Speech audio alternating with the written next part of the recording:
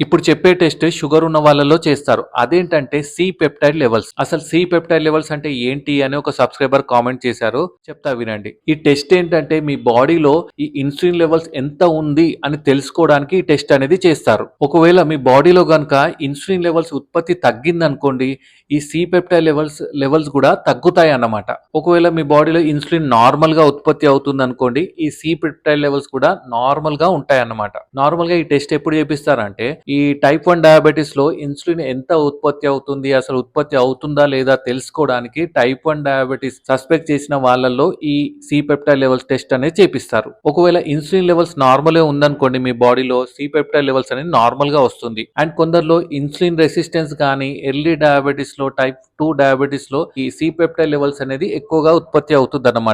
So, ఈ C peptide లెవెల్స్‌ని బట్టి మనకు లోపల ఇన్సులిన్ ఎలా ఉత్పత్తి అవుతుంది అనేది తెలుస్తుంది. అర్థమైంది గదా! మరి మీకు కూడా ఇలాంటి డౌట్స్ ఏమైనా ఉంటే కింద కామెంట్ చేయండి. Thank you.